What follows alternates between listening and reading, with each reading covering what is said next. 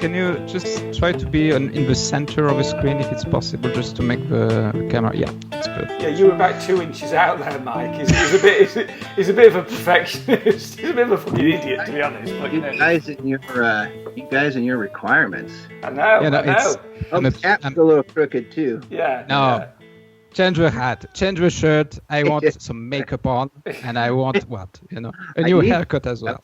I'm sure I need the makeup. Don't worry about that. You're perfect. Although every guest that we have, Tim, now they look. Yeah. Every guest that we have, he looks very much like Mike. Yeah. Was it Mike with the hat and the beard? Yeah. No, it's Eric Weiler. Remember? Eric, I beg your pardon. Sorry. My memory isn't what it used to be. I don't think so. Yep. How would I know though? Because I can't remember. They're all copying me. They're copying me. Sorry, I've set a trend. Exactly. There you go. Trendsetter. Anyway, welcome, Mike. The connection seems stable, and hopefully we'll cross our fingers. But if for any reason it drops, maybe we'll have to shut down our cameras. We'll see how it goes. But for the moment, it seems to be okay. Okay, cool. Tim, what? Do you want to introduce our guest, by the way, or because I think it comes from your side, no? Well, no, I just got an email. I think Shaz might take it about itself, because I got an email from somebody who works for Mike, who mentioned Psych Central, which I'm sure we'll get into, which I was familiar with, and I then passed it on to you. So, but I know I was just telling. Sorry, I do tend to ramble a bit, Mike, because I know Duffy, who works for you. I've known him from way back when. So when I saw him on there, I thought, okay, you must be a decent guy if he works for you. So I've actually written for you before, Tim. Oh Jesus! You see, I must have run 250 guest posts. I can't remember. I can't remember the names of the guests we have on this podcast. So I'd expect me to remember that. Now, don't tell me it was last week, although that's going to be highly embarrassing. So. No. So basically, you guys have no idea who I am. That's a big risk. No. I've been reading up on you. But I prefer to introduce people who I've asked onto the podcast. That's all. No, just 1 second. Just 1 second, because this is already, haven't we? Yeah, you just fucked it up. But I'm very interested. Mike, you just wrote for Tim, and Tim. Fuck's sake, man! I would like more compassion. Just like more caring. I'm not stuff, joking. I've probably run 250 guest posts. I can't remember. I know, and I'm joking as well. I'm teasing you. Actually. Oh, okay. Fair enough. Okay, don't worry. I know that. You're a good guy. Sorry, Mike. You're the guest of this show, so sorry about that. So I think you. Apologies that I get. Yeah. 712. You top out at that number, and we can't go any further. Okay, so Mike, actually, can you talk about what you do, who you are, just very shortly? Yes, I'd like to introduce myself. I'd be happy to. My name is Mike Bundrant. Mm-hmm. My background is mental health counseling, way back when, but I was also trained in NLP as I was in college. So. This was in the early 1990s. So over the years, I've had a counseling practice. I've actually run a couple of companies as well. And now I'm a life coach, very part-time-ish. I'm not looking for clients, but and then my main pursuit is the INLP Center. I've been training NLP for 20, 25 years in the United States and Japan primarily. And since in 2011, my wife convinced me to put our NLP trainings online. And now we have students in 63 countries, train 600-700 people a year, have a great little community, and sort of taking on the challenge of how do you take this thing that a lot of people can't believe can be taught online, but actually teach it online and have it work and the skills integrate into their lives. So that's what I'm up to. That was what I was going to say, actually. Now, you stole my thunder a bit, but Mike, which is just a bit rude, but there you go. Anyway, so welcome. Thank you for joining us. I'm interested because I was reading that you just said you're a therapist and you quit therapy. You've left it behind. What prompted that? Near complete disagreement with the way the mental health system is structured. Right. So I worked out of college. I worked for a counseling agency in Albuquerque, New Mexico. In the agency, the way we got clients is through, health maintenance organizations, people's insurance, and so forth. I worked under the supervision of a clinical psychologist and a psychiatrist. I had to go to supervision meetings every week. And was shocked at what goes on behind the scenes in that kind of environment. In fact, at one point, I almost felt like, taking in spy equipment and recording my supervision meetings because... Can you tell us more, about this? You only say I think you it was were about shocked. you stopped him. Yeah. No, I don't know, but I wanted just to make sure that you will go to the juicy stuff, So for example, I came to the conclusion that the mental health system, the way it's run, is it's run by accountants and lawyers first, and then second in line are the opinions of the practitioners. And the practitioners at the top have sold out to the accountants and lawyers.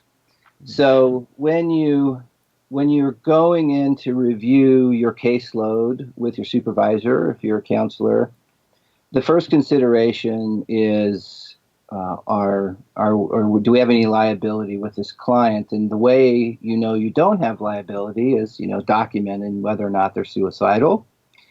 And then have you recommended medication? And so even though one of my supervisors was a gifted psychologist that trained under Jay Haley, I was thrilled. I got to meet Jay Haley before he passed. But the supervision I got was basically, you could sum it up in a couple of words, which is, put them on medication. It's like, well, I want to talk about the case. I want to talk about what I might do. I want to talk about the intervention. And no, put them on medication. Well, they're not asking for medication. Well, you've got to recommend it then. If you don't recommend the medication, something happens to them, then we're liable because we didn't follow a standard of care. And so it was very ungratifying. The other thing that happens amongst the clinicians is that the insurance company, of course, will pre-approve a certain number of visits, say 6 visits for, the average person. If you want to, then you've got to go back to the drawing board and hope they give you more visits so your client can continue in therapy. However, the loophole is that if you want the insurance company to approve more visits, then you give your client a more severe diagnosis. So an adjustment disorder with depression is going to get you 6 visits. A major depressive disorder is going to get you 10. The more extreme you go in the diagnosis, the more visits you get. And so clinicians, as a rule, would offer the severest, the most severe diagnosis that they could. His client's dead. Yeah, his client's dead. And you get 50 visits. Yeah. 50 sessions, or that's it. We'll for sure be sued. No, and so you're going to give them, put on their medical record the most severe diagnosis you can possibly justify, even if you can't justify it. And the whole system is skewed towards heavy on the diagnosis, light on the importance of the actual work that you do with people, heavy on the medications.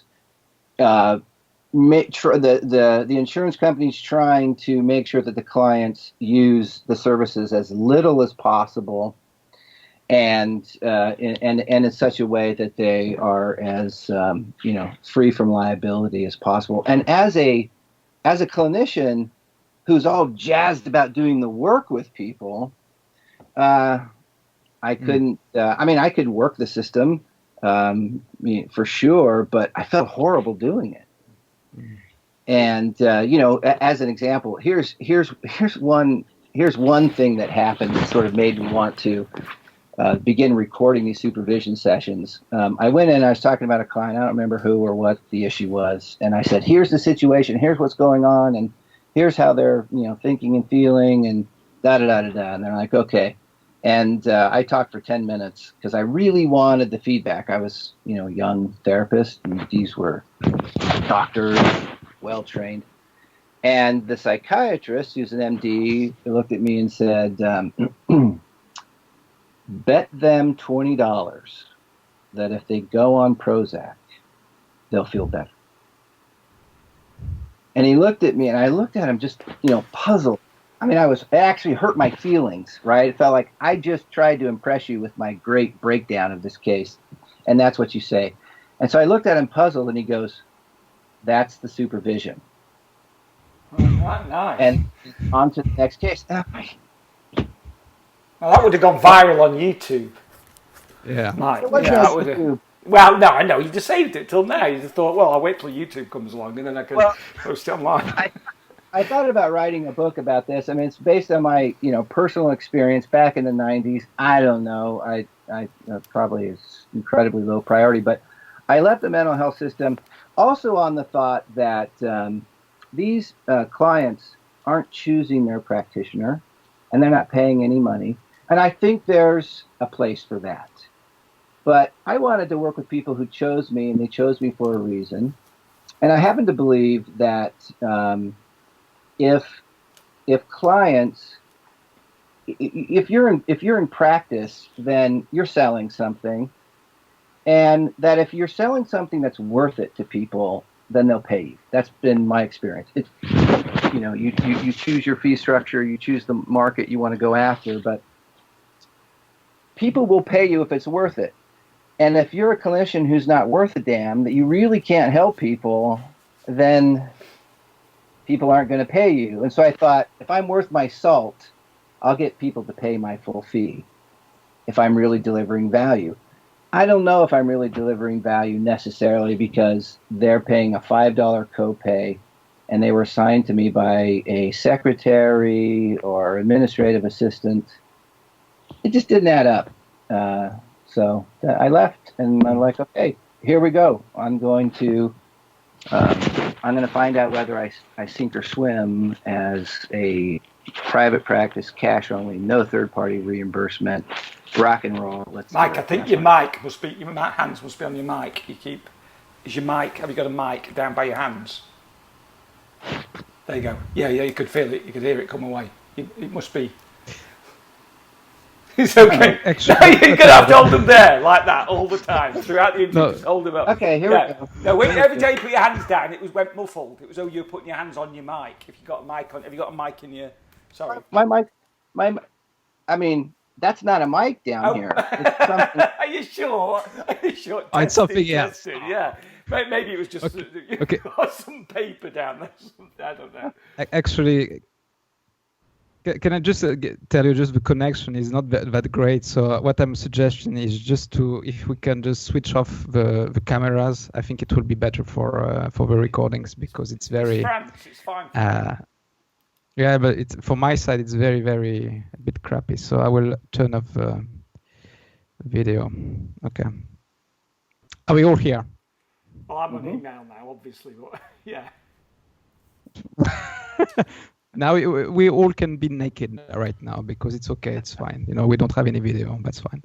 So, but one question for you, Mike. Do you think that this is in the 90s? This what you just described. Do you think that is still the case today?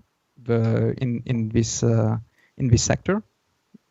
I don't know. I don't know because I don't interact with a lot of. Clinicians these days, not about the work. I'm far removed from the mental health system. I live in a state in California where my license is. I have a New Mexico state counseling license. It's retired.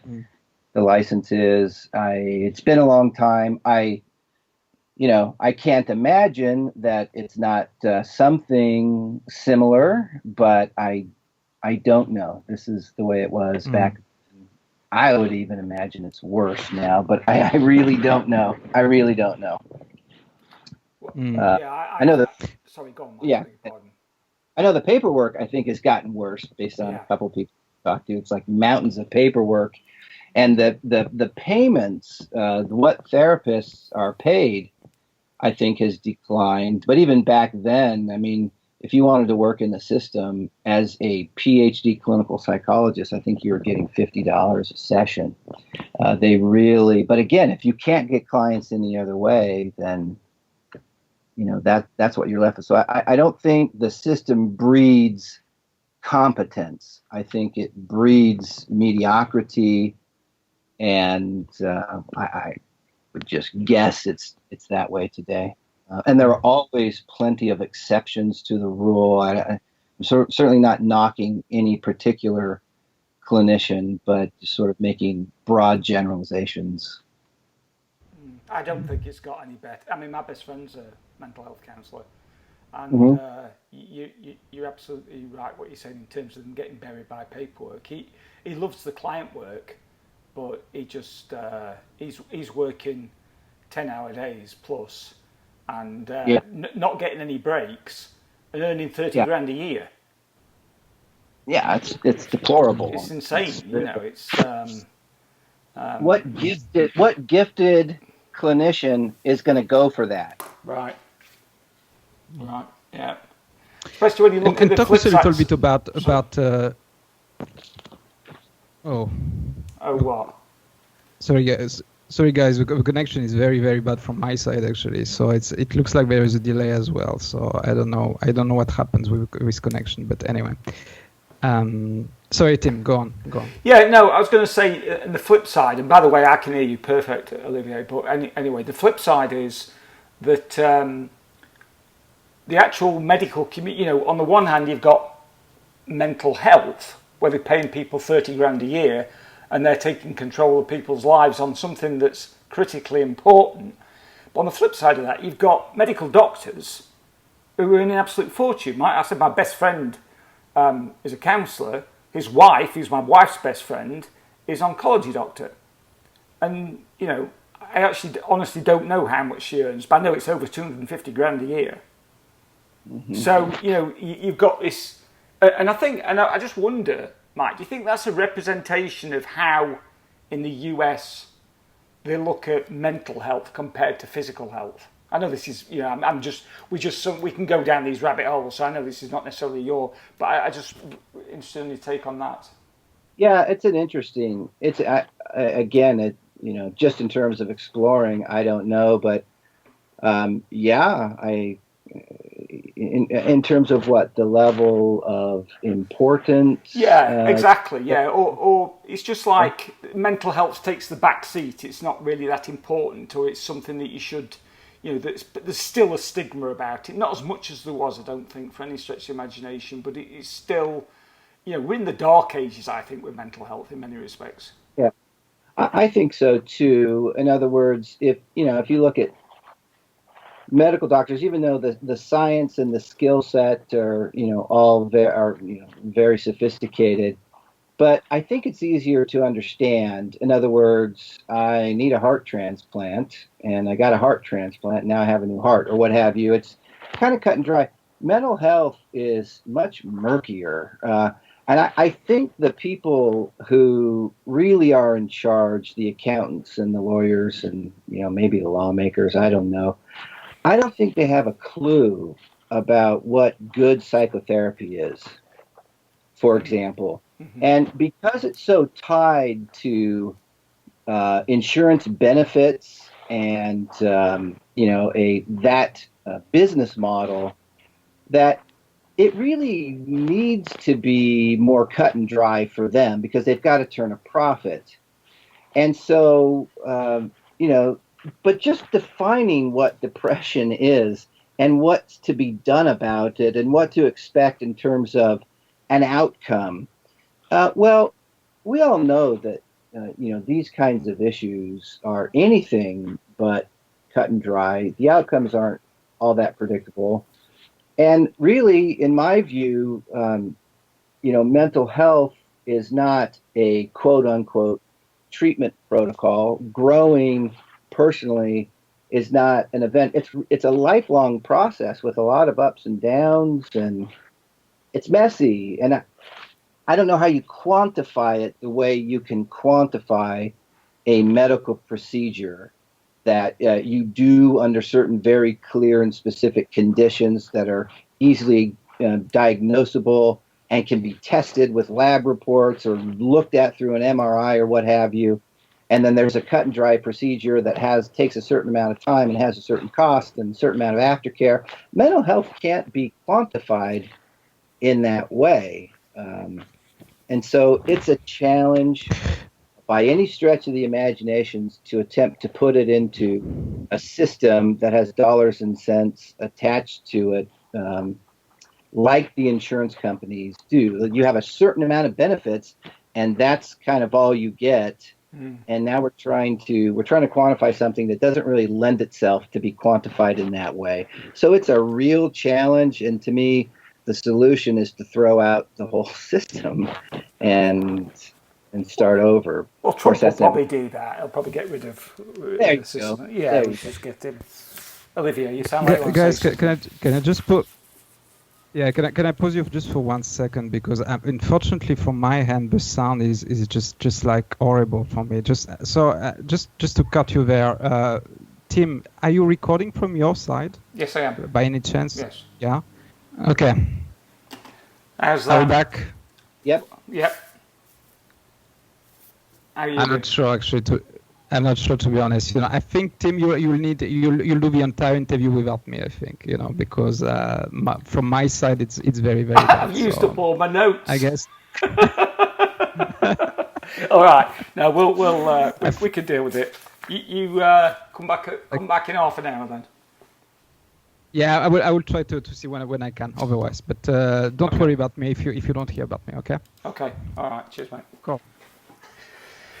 Yeah, now we've got rid of the Frenchman, Mike, we can have a proper conversation without him butting in with his outrageous accent. So, sorry about that. So, that's interesting stuff with the mental health. It does concern me, I must say. But anyway, moving on. So tell me about, and obviously you know that I've got a bit of a background in NLP, nothing like the experience and certifications and years of practice that you've got. So what drew you to NLP? And do you want, Mike, to give like a 30-second summary of what NLP, in case there's anybody on the call that's never even heard of NLP? Please do. Or do you want me to, or you're going to? Yeah, you can do it. You're the expert. I can. You know NLP as well as I do. Right. Well, okay. So NLP stands for Neuro-Linguistic Programming. It's people call it all kinds of different things, from a form of brief therapy to a set of communication skills to the study of, the structure of subjective experience, as people were fond of calling it way back when. But it started in the early 1970s in Santa Cruz, John Grinder and Richard Bandler, accompanied by a group of people who what they wanted to do, and what's at the heart of NLP, is this methodology that they called modeling. And they wanted to find out what the most effective communicators, in this case therapists, Fritz Perls, Milton Erickson, Virginia Satir, well-known, very gifted therapists in different genres of their time. They wanted to know, what do these people do that get results with clients in such a dramatic and effective way? And what are the commonalities?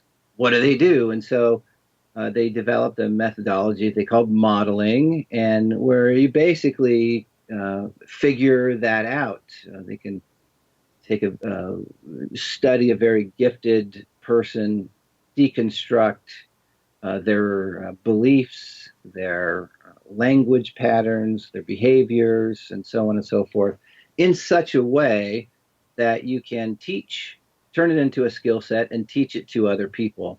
So in my view, modeling really is the heart of NLP. You're studying people who are excellent so that you can teach other people to do the same thing.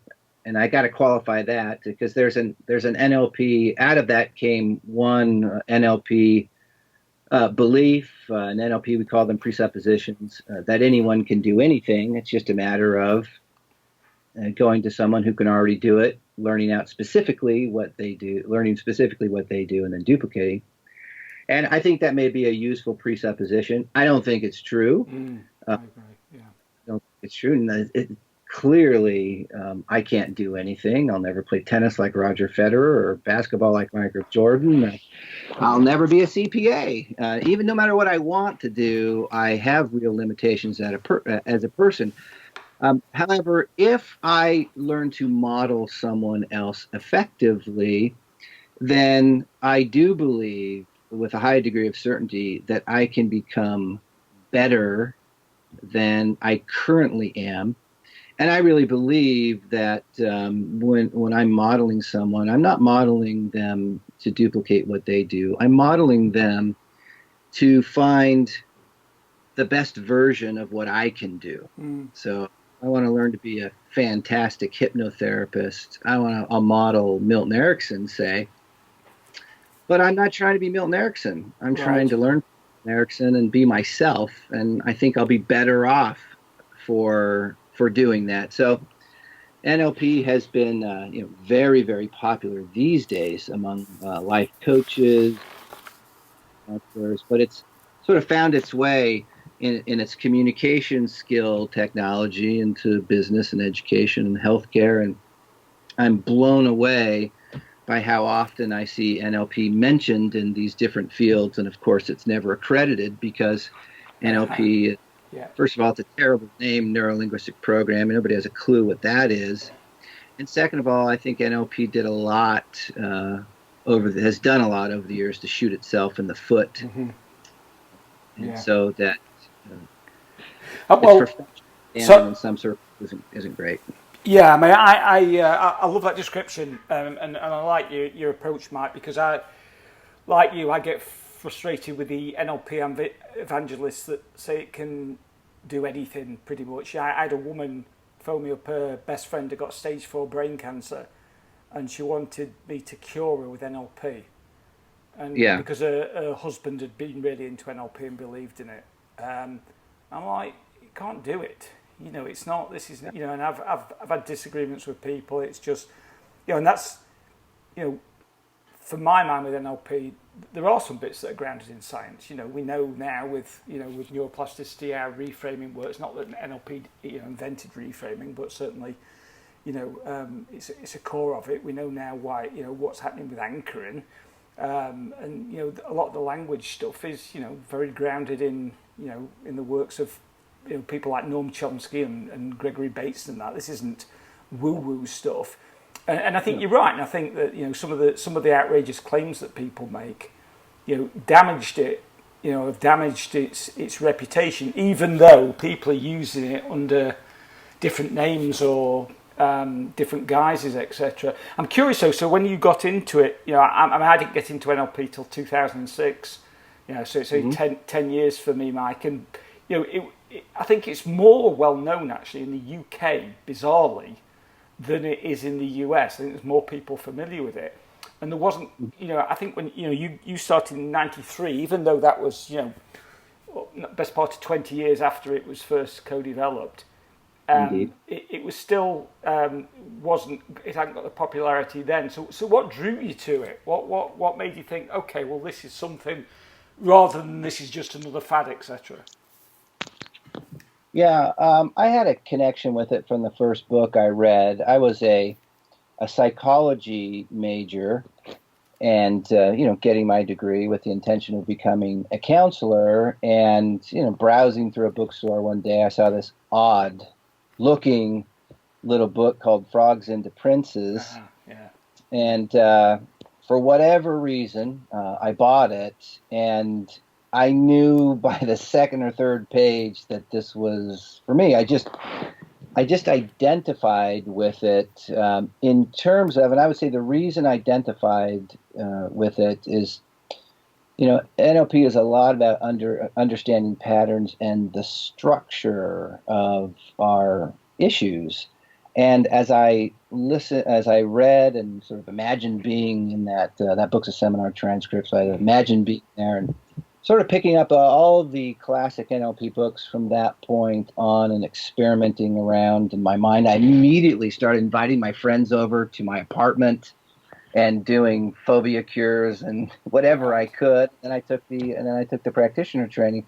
I identified it as something that intuitively made a ton of sense to me in terms of a paradigm, a way of understanding the world, but also because it takes a very direct approach at solving problems and getting what you want, the clarity there. And so I began to go to, young guy. I thought this was the ticket and I could cure anybody of anything. And I believed in the magic of NLP, so to speak.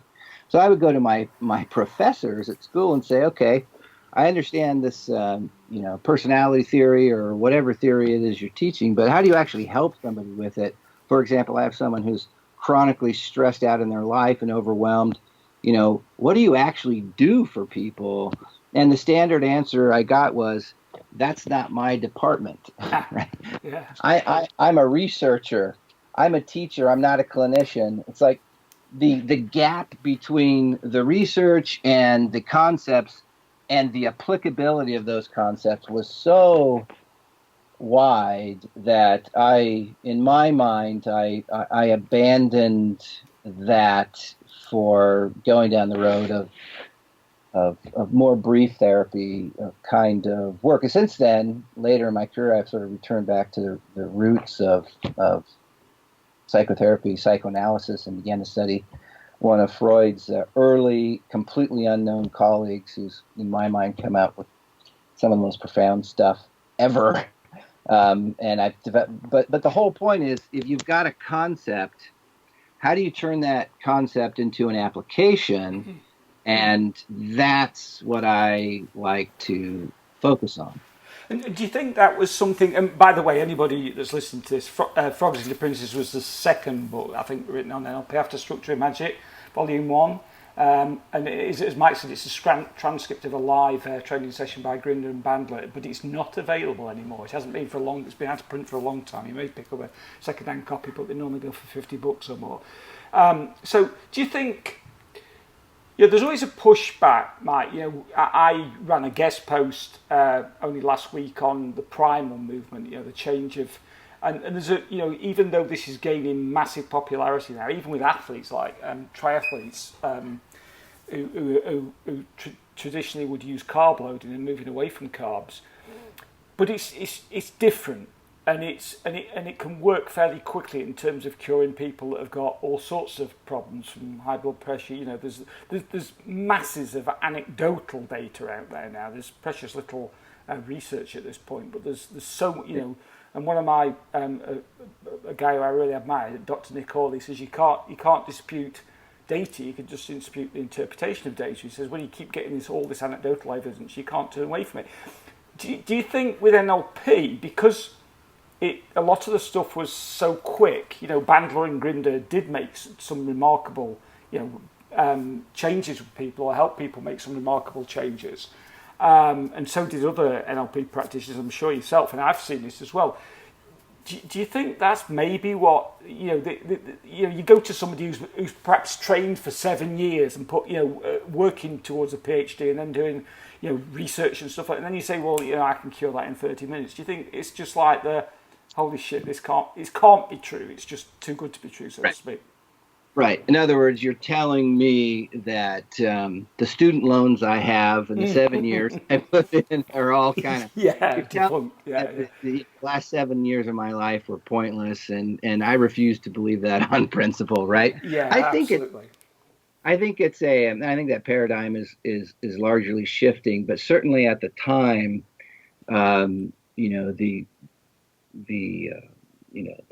I guess the paradigm in mental health was, it's a long, grueling process. Right. Yeah.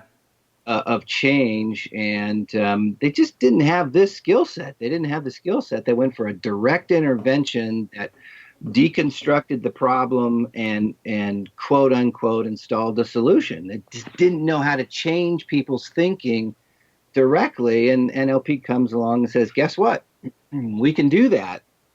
And I think that's a big part of it, just sort of against it on principle. I think there's another element to it that a lot of us overlook, which is that back in the day, at least one, if not more, of these sort of NLP trainers in that core group of people weren't just approaching the mental health system and saying, hey guys, we've got something phenomenal over here and we'd love to share it with you and see what you think. Their approach was more, you idiot psychologists don't know how to do shit, people. You're wasting everybody's time. You're completely incompetent. I mean, sort of NLP had a very critical attitude toward the establishment, and it makes sense. It was Santa Cruz in the early 1970s.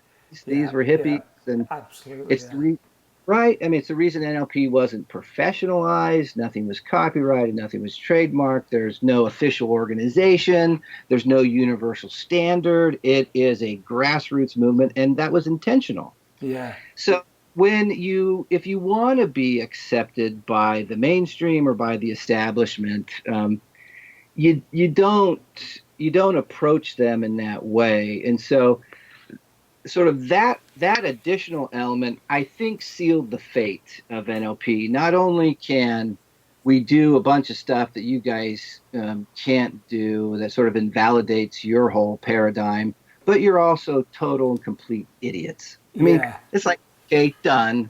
And now we are an alternative movement that isn't going to get the professional nod from the establishment, which is, in some ways, it's wonderful. I wouldn't have it any differently. In other ways, it's unfortunate for the long-term credibility of the field. Yeah, that's good. I never actually thought about that, the fuck you attitude. Now I'm thinking about it, some of the trainings that I've watched, you know, of Bandler and Grinder and Dilts and, Connie Ray and Steve Andreas and that. And some, it is this where, we're intelligent hippies and we're never going to be you don't see them, in the blazer and tie kind of thing. It's like, with the long hair and so that's an interesting point, because I get really frustrated with, I get frustrated with people on the one hand that say NLP can do anything, but then I get frustrated with the people, and I've had this said to me, NLP doesn't work. And it's like, well, no, you don't work. I mean, you're just fundamentally showing you don't understand what NLP is, because to me it's more like an umbrella term, because there are so many aspects of it, and to lump everything together is like to say medicine doesn't work. It's probably not as big a field as that. So no, I like that. I'd never even thought about that it was the attitude as well as the actual. To me, it was. I just thought about it was the fact that you're saying to people, look, this is better than what you've already got that costs you a fortune. So it is an interesting thing to me. So within 2 years of you doing the NLP practitioner, not only are you teaching, but you're teaching in Japan, for crying out loud. I know you were teaching the following year, but how did you do that? I wouldn't even know where to start with something like that. Well, I tell you what, if I had set it as an intentional goal at the time that I was going to teach in Japan, I don't think I could have done it. It was a fluke. I took my practitioner training in Salt Lake City, Tim Hallbaum and Susie Smith, when they were there at the time. And I was certified by Michael Grinder, who's John Grinder's brother. Oh, it's his brother. I thought it was his son. Is it his brother? It's his brother. Yeah, okay. Yeah, it's his younger brother. And incidentally, 20 years later, I went back and contacted Michael Grinder, said, I want you to invite you to co-present with me to one of our online classes. And he did, and it was just thrilling. And wow. Steve did it as well. And Steve's great. Steve's a fantastic trainer. I've never worked with him, but I've watched him work a number of times. Yeah. Yeah, no, they're both those guys, and they've been very enthusiastic about what we're doing here, and it's just really great. But so I went at the next opportunity to NLP Santa Fe for a residential master practitioner training, and took 3 weeks and went to Santa Fe. And the trainers there at the end invited me to relocate to Santa Fe and work with them, which of course I did. And they happened to have a connection in Japan that wanted to get an NLP training center going over there, but they didn't want to go themselves. It wasn't a big enough deal. They didn't know if it was serious. They didn't even know if they were going to get paid, or it was like, I don't know if it's going to be a waste of time. Hey, Mike, new kid, you want to go do this? And of course, yes, put me on a plane.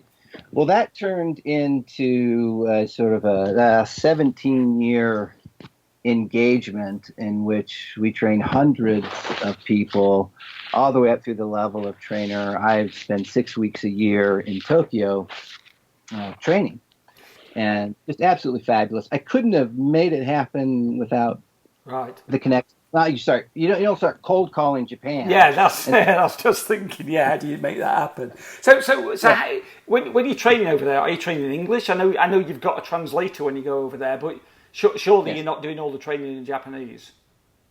No, I never learned to speak Japanese beyond a few words, but my interpreter was by my side the entire time. So the training obviously slower, and had to make as we learned the language differences, had to make certain adjustments to, say, for example, the meta model and so forth, the linguistics portion of NLP, so that it made more sense in their language. It all mapped across pretty well, impressively well, but we had to make minor adjustments. And I would do, in the classic NLP training style, a short lecture demonstration with someone in front of the room, and had to make certain adjustments. For example, if you're teaching anchoring, I had to have my client do a self-anchor because I couldn't get the timing exactly right of when they were responding to my words and going into state. And I didn't know what the interpreter was saying to them at all.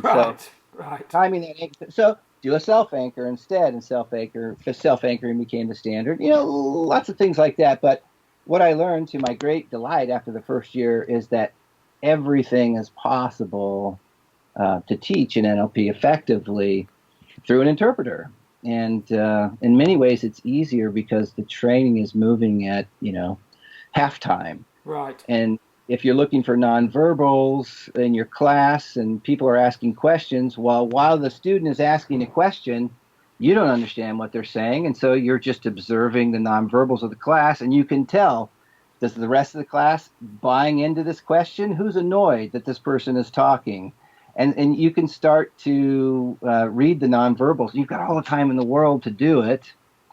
And if you don't know the answer to the question, you can say half a sentence, get it translated while you're thinking. I mean, there's advantages to teaching that way. Yeah, that's really interesting. I was talking. I don't want to get too technical here and turn people off, but I was working with a client last night she's actually a hypnotherapist, and she was saying she'd had a client that day who was very resistant to hypnotherapy, and she'd seen something on YouTube with a guy who was from Stanford, I believe, who's a communications expert, and he talked about if sometimes we spell words out, we can get the communication out. And she decided to try saying, going deeper and deeper, but spelling it D-E-E. And she'd never tried this before, and I'd never heard of it. I mean, maybe you've heard of this, Mike. I certainly haven't. And she said this guy went into a ridiculous, and it was quite obstreperous. He wasn't like a forthcoming client. She said there's no way he was.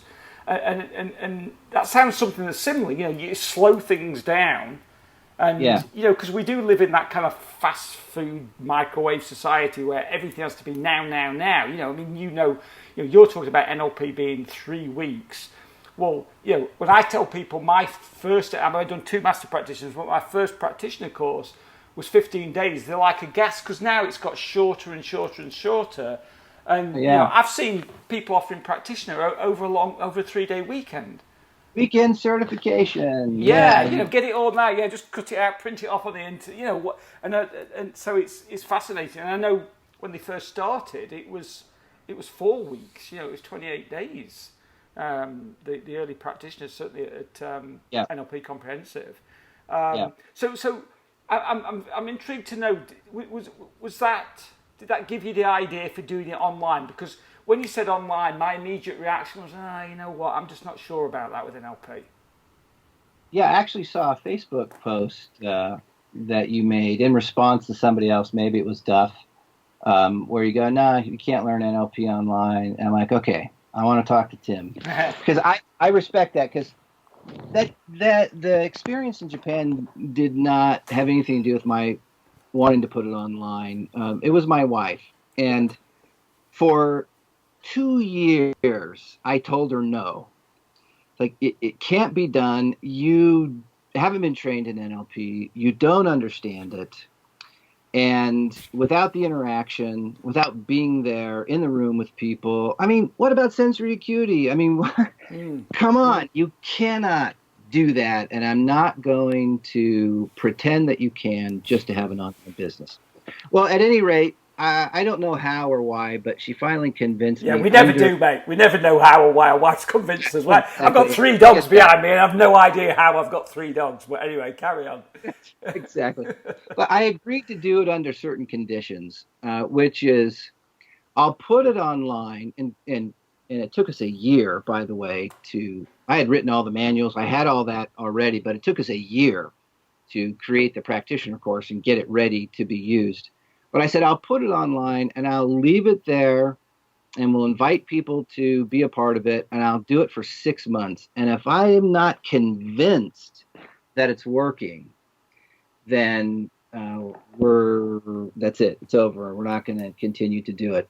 So then once I accepted that we're going to do this, then came the question, how the hell are we going to do it?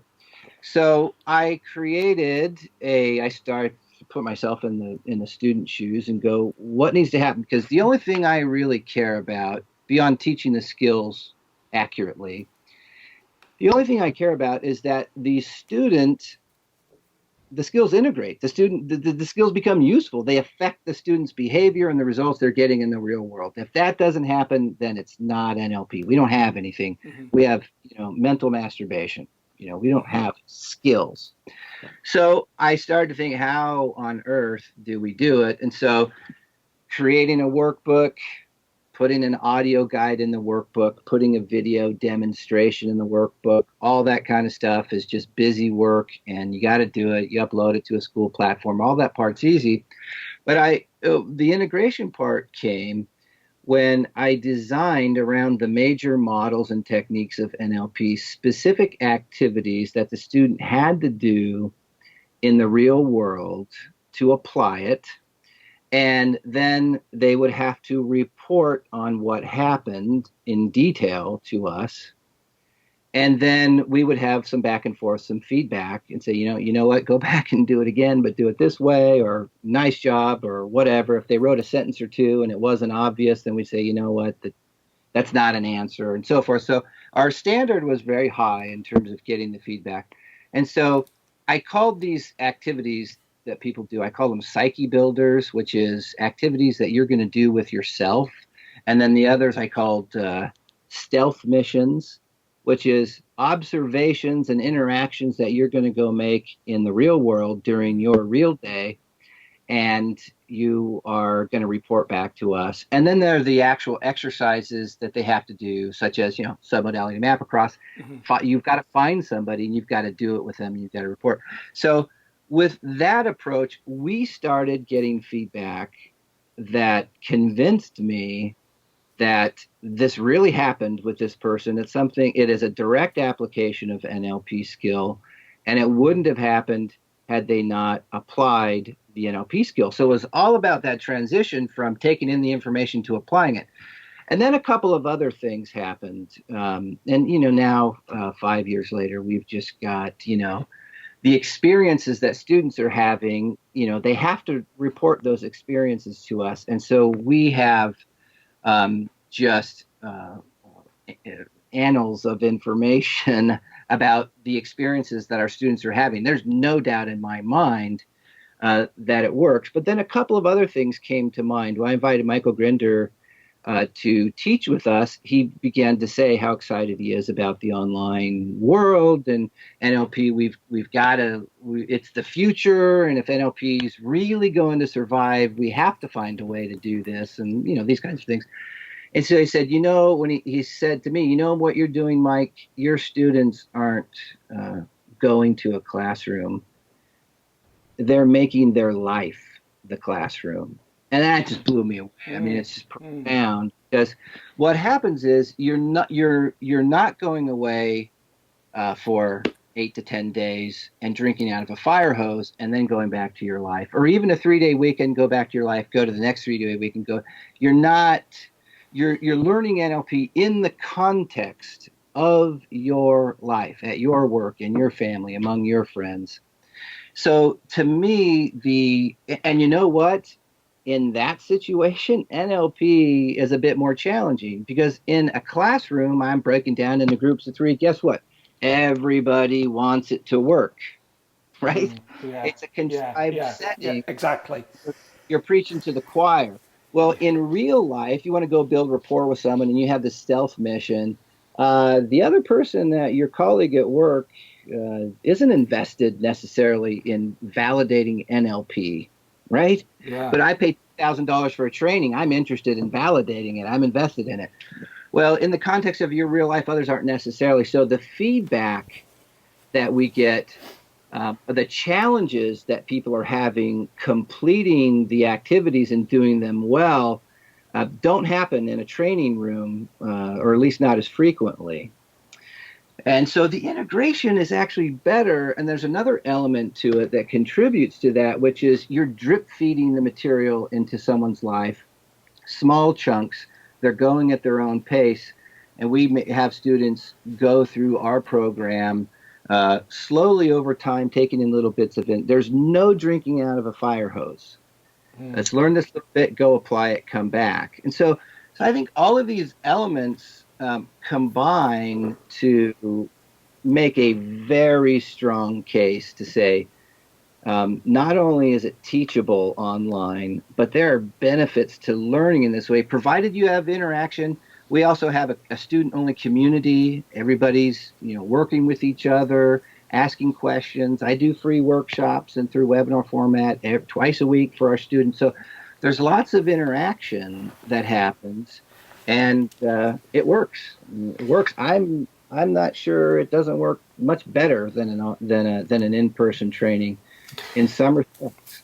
Yeah, I mean, I'm a raging hypocrite, actually, Mike, because I train life coaches on Sundays, and I actually introduced some NLP to our life coach training about 2 years ago.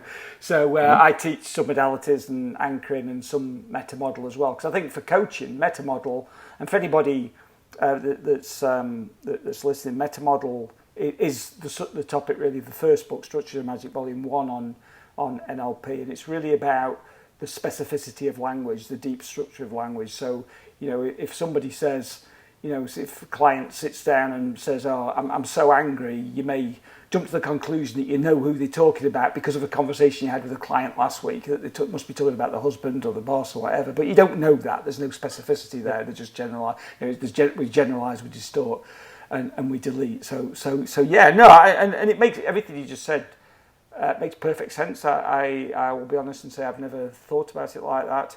But yeah, I like this idea of sending people out to observe as well. And it's something we don't do, it's not taught very often now, is to, I'm not talking about observe in terms of a medical procedure, but observe other people. And that's, to me, with coaching and that, you've got to be able to read other people. You've got to be able to, be able to observe and to listen and to shut the fuck up, basically, which is something that I'm very poor at in real life. But when I sit down with a client, do you know what I mean? I mean, I can talk and talk and talk, but when I sit down with a client, I'm very good. And I think, I was fortunate to come from a background in sales where you had to shut up or you just didn't sell. So I like that. So where are you going with it, Mike? So you've got this successful business, INLP. you're doing, I think you said 600, 700 people a year training. So what's the end game with this? Is it just to maintain it, or do you see expansion, or what? What we're doing now is we've got an NLP practitioner, master practitioner. We've got a life coach training. We have a trainer's training, and we have enough sort of history now where it's getting to the point where I need other trainers, and I've trained a number of them.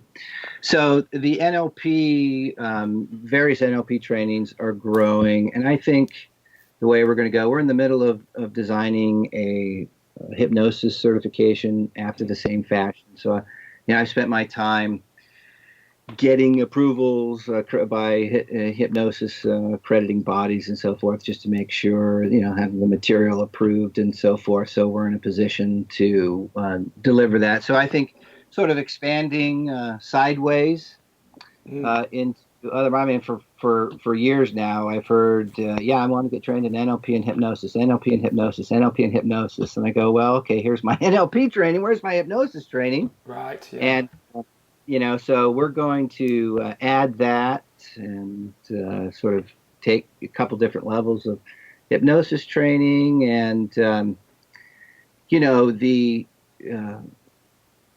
I don't know where I really don't know where it goes from there. I mean, I'd like to take some of the ideas that I've modeled out of early psychology, which I put into an ebook I wrote called Your Achilles Heel, short little ebook. Tried to keep it short and profound as much as I could. But some of the early thinkers in modern psychology who nobody knows about, but they were sort of around at the time of Sigmund Freud and sort of working along with his ideas. Some of those ideas at the time were unbelievably radical, so radical that they were shunned by the Psychoanalytic Society. But in fact, the main guy I'm thinking of said my ideas aren't going to be acceptable or even considered for 100 years, and so I'm this like lonely prophet in the wilderness, and I'm going to die. Who was that, Mark? His name was Edmund Bergler. Cool name. Edmund Bergler, yeah, he was the assistant director of Sigmund Freud's clinic in Vienna. And his sort of claim, it's not his claim, not a claim to fame, but it's a claim, was all around this concept of psychic masochism, which is, the basic neurosis. Everyone back then, well, what's the basic neurosis? And he figured it out, and everybody rejected it, basically. But he called it the pleasure and displeasure pattern. We end up transforming pain into pleasure and seeking the pleasure of that pain on an emotional level, which is, the foundation of self-sabotage. Why do we make such irrational, poor choices that give us exactly what we don't want and do it over and over and over and over again? And the basic idea is that, we won't get into all these child development stuff here. The basic idea is because that's what's familiar to you. That's what you have built up a tolerance for, and in fact, that's what's more comfortable.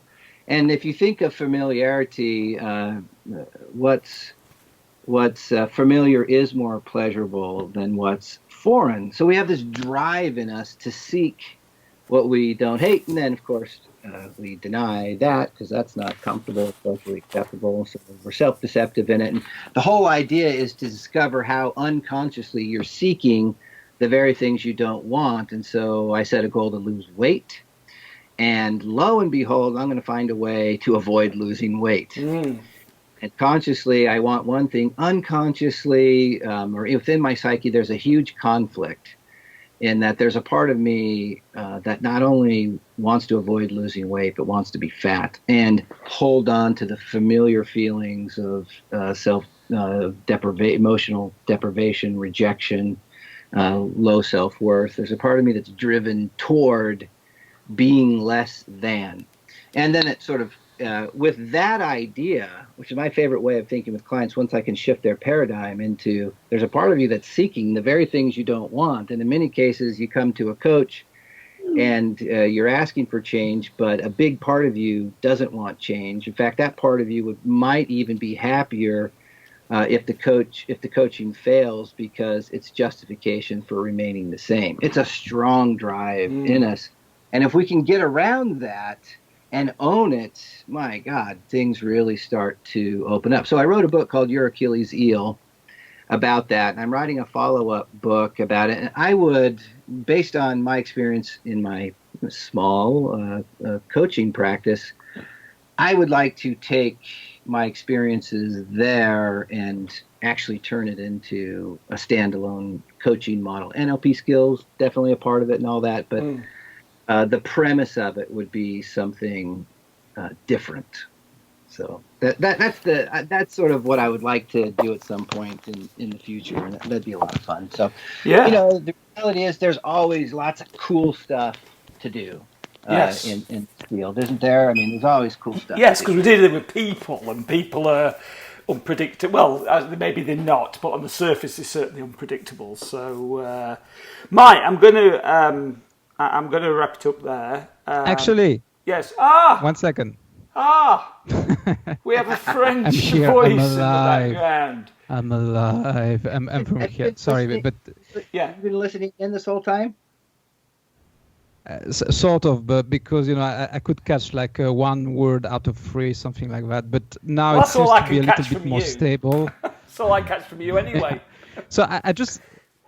Yeah, that's all that I need to know. Yeah, that doesn't change from the normal thing. I have one last question actually before wrapping up, and just in 5 minutes, very quickly, I just would like to have your opinion on the coaching industry, Mike, because one thing that I can see is there's so many schools on coaching, coaching training school, even fucking team has a coaching school, right?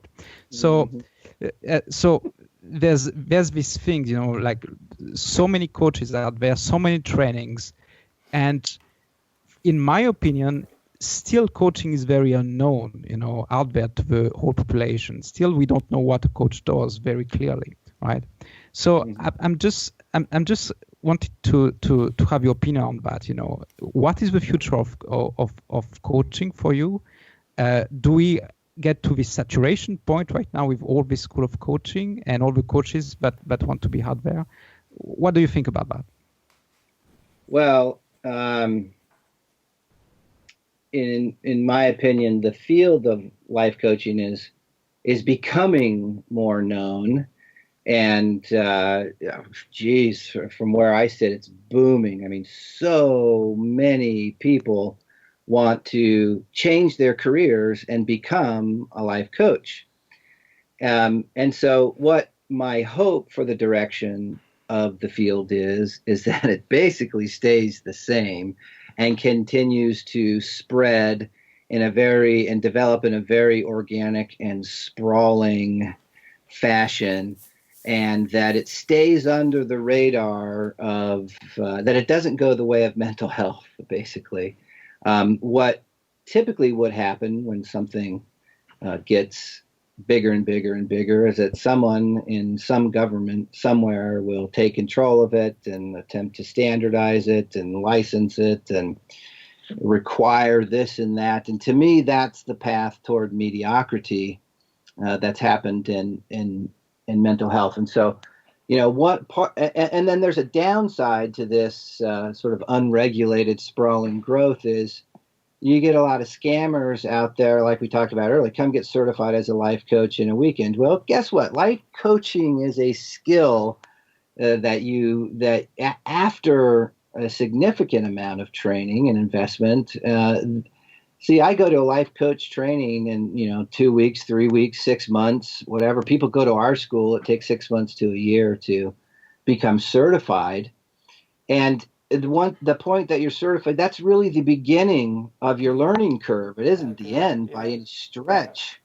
It's the beginning. You're really going to learn based on your work with your clients, what works, what doesn't, and so forth. And so, the downside of the lack of regulation is you get these life coach trainers out there that their only interest is to sell certifications and not put the effort into actually training and giving people a realistic idea of what it takes to become good. Not everybody who wants to be a life coach, regardless of their amount of training, can actually become really skilled at it. And those who do become skilled at it, the training was step one in an infinite number of steps. So the lack of regulation opens the door to any and all kinds of scammers who want to go out, and it's a disservice to people because it sets completely unrealistic expectation. And it's a disservice to the life coaching industry because the more scammers are out there, the more life coaches doing shoddy work, the worse the the industry becomes. However, that's what's required to maintain the greatness of the coaches who really do become great.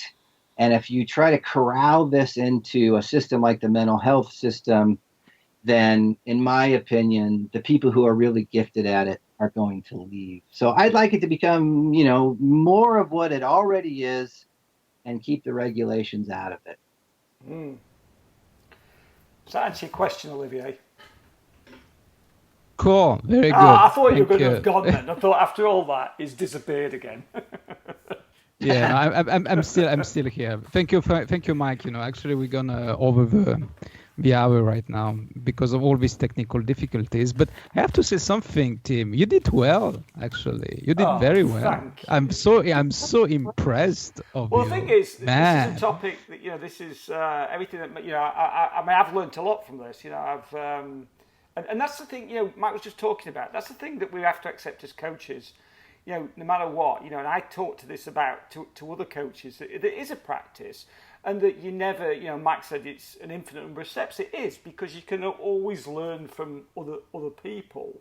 Somebody on the course at the moment, we had an odd number of people and I was trying to figure out what to do. And this woman's, because I buddy people up so they can work. And she said, would you be my partner if I paid you? And I'm like, my initial reaction was, no, I don't want to do it. And I thought, well, hang on, yeah. And I've started working with her, and it's fascinating to see other people, because I do have my own coach, but it's interesting to see other people. And I've learned a couple of things from her.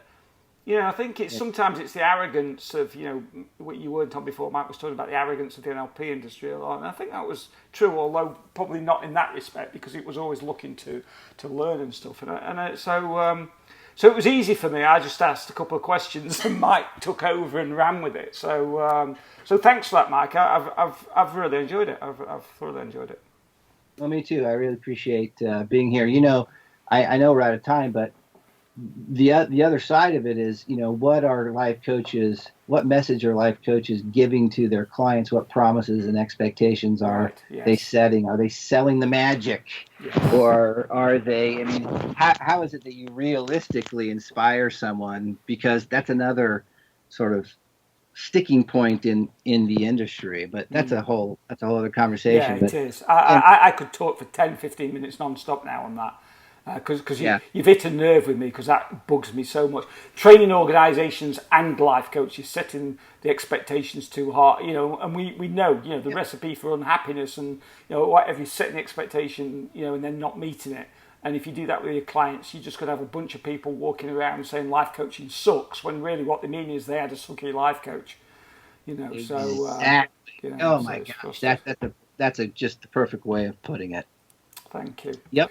Cool. All right, well, it's excellent. A good start to my weekend. Thanks for being with us, Mike, and I hope we speak again sometime. All right, thanks, guys. Take care. Cheers. Bye now. Thank you, Mike. Thank you. Bye now.